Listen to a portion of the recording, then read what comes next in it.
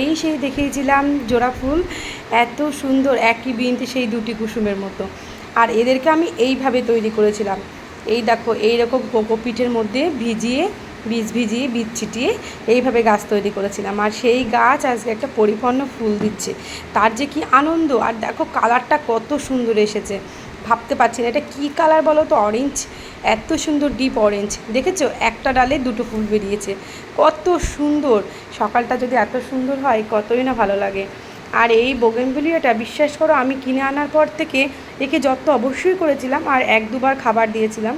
হ্যাঁ, আর সেই খাবার পেয়ে ডালে ডালে ওইখানে তো পাতাই দেখা যায় না, তাও কালকে বৃষ্টির পরে কিছু ফুল ঝরে গেছে।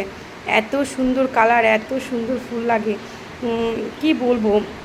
হয়তো যত্ন করলে প্রত্যেকেই সব কিছু সুন্দর হয়, এটাই বোঝাচ্ছে। তা এই দিকে দেখো পর্তুলিকাগুলো এতদিন আমার এই ফুল দেয়নি, যখন শেষ সময় তখন কত গাছ ভরে ফুল দিচ্ছে। এই ধরনের মোটা পাতার পর্তুলিকাগুলো একটু কমই ফুল দেয়, মানে দেখতে একটু কম ভালো লাগে। তবু এই মিলিবাগের জন্য প্রায় ফুলই খেয়ে নিচ্ছে। আর আজকে যে এত ফুল দিয়েছে আমার এত ভালো লাগছে, কালকের বৃষ্টিটার পরে না এরা নতুনভাবে সেজে উঠেছে, খুব সুন্দর লাগছে। আর দেখো এটা আমি একটা শোলার উপরে বসিয়েছিলাম।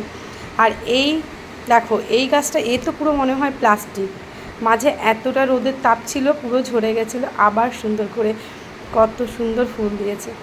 আর আমি একটু কালকে ডিমের গুঁড়ো দিয়েছি, গুঁড়োটা আমি ভালো করতে পারিনি হাতে, এতে কি হয় গোড়াটা একটু শক্ত হয়, আর গাছের গোড়াটা শক্ত হয়, মেন গাছটা বৃদ্ধি পায়। আর এই যে আমার সেই ইনি তো ফুল দেওয়া বন্ধই করে না, আর কি সুন্দর না লাগছে না, সকালটা ভীষণ গরম। আর এই যে আমার ফুল আসছে লাফা গাছে, কিন্তু কি করব বলুন তো, এই সবই ঝরে যাচ্ছে। আর নয়নতারাগুলোকে যদি এইভাবে পিঞ্চিং করা হয় গাছ ভীষণ ঝাঁকড়া হয়। এই গাছটা একটা গাছ, তাকে আমি পিঞ্চিং করে এইরকম ঝাঁকড়া করেছি, খুব সুন্দর লাগে। আর এই যে আমার সেই লণ্ঠন জবা, ইনাকে আমি ঘরে রেখেছি, ইনি আর সহ্য